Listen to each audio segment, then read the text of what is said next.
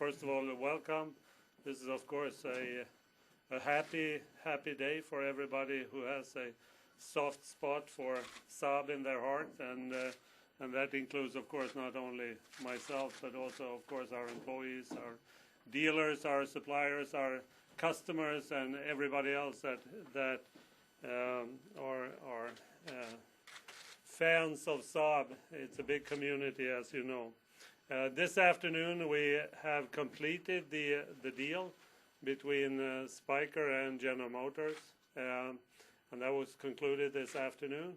And in conjunction with that, we have also signed the loan agreement with the European Investment Bank that also has the state guarantee from the Swedish government managed through the National Debt Office. So the complete package was signed this afternoon. Lots of papers, lots of signatures, as you can imagine, so it took a little bit of time. But that's the complexity of the business that we're actually in. We, of course, at Saab are extremely happy that we have been able to conclude this transaction and created a very important future for Saab. We're looking forward to, you can say, restart the business in terms of not only the manufacturing side, but complete a lot of the development projects we have, but also, of course, more importantly, to enjoy developing the Saab brand into the unique position that Saab has always had. We will, of course, in the next couple of days, focus on how we're going to run the business going forward. As you can imagine, a lot of preparation work has already been done, but now we need to start executing. One of the most important things is, of course, to get the production going, to get the sales channels working, to also complete the development, in particular of the new 9.5 that is just around the corner, but also the 9.4X as well as the 9.5 wagon that is not too far into the future. But one important aspect is, of course, for us to develop Saab into an independent organization, to an independent company, and gradually over the next couple of months take over the responsibilities that has been residing with General Motors. And that will be a challenging task, but something that we very much look forward to. And that will mean also, as we focus our activities to Sweden and Trollhättan, not only development, but of course also manufacturing and the sales organization, I think it will be a change that we are all going to enjoy and presents a lot of opportunities for us going forward. I would end before I hand over to Victor here by, of course, inviting everybody to come to Geneva next week, which is, I would say, a very important auto show, not only for you, but also for us, where we all get together. And at that time, I hope we can provide you a little bit more details compared to what we can do in this short press conference. So with that, I'll hand it over to Victor. Thank you very much. Well, thank you for coming in such great numbers. Today was an interesting day because it was a very technical day. I mentioned to some of you it was actually quite boring. There's just so much paperwork that a transaction like this entails.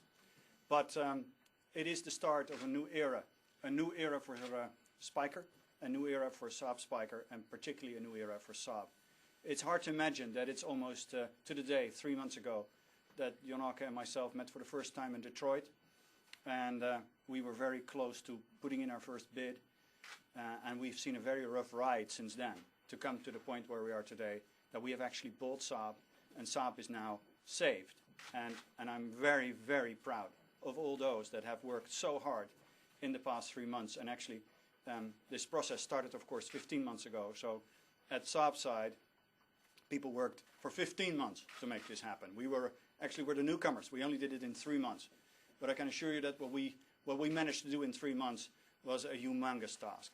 But we did it, and we got the support of the Swedish government, we got the support of EIB, and mainly we got the support of the dealer body and all these customers, these wonderful customers that rallied throughout the world making a statement that Saab was worth saving.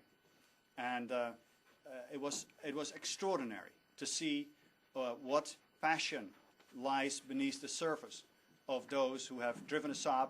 And I can only say that I hope that all those that have, in the meantime, decided that Saab was perhaps not the car of their choice anymore, that they will flock back in big numbers and start buying Saabs again, because without customers, there will be no business. We're very confident that that will happen. There is going to be a new organization. Saab's management is excellent, and we're definitely going to leave everyone in place there. There are going to be some reinforcements, I'm sure, over time to strengthen Saab now that it's becoming an independent company, independent from General Motors, so no more lifelines to a big conglomerate, and that is a very important step. It will become much more entrepreneurial. It will become a company that has to stand on its own legs, and a company that has to determine its own future. The business objectives of the first 100 days are going to be to put this business plan that has been talked about so much in motion, to actually start building cars again, to revamp the energy in the dealer body, to demonstrate to the market that we're for real, that we will be there, that we're here to stay, and that we're coming out with incredible products. No less than 3 new products in the next 16 months. The new 9.5, the new 9.4X, the 9.5 station wagon, which is coming out early next year. And that is astounding. That's just the beginning, because we will see more product, exciting product, Saabs, as I call them, coming from Trollhättan. And we're extremely keen to develop those and to regain the market share that Saab lost over the last years. I would very much like to thank particularly the Swedes. The Swedes have stood by Saab in amazing numbers. And I'm very proud that they did, because this was a company worth saving. And it has actually happened. It is a small miracle. And I think that the Swedes have something to be very proud of. They have saved their own icon. The company is here to stay. They must have saved somewhere in the order of 10,000 jobs. But they stood by each other, and they stood by Saab. And I'm really grateful for that. And I think that I'm even more grateful if you all buy Saab, of course, but that's a different story. Anyway, I would like to leave it at that, and we'll be glad to take your questions from here.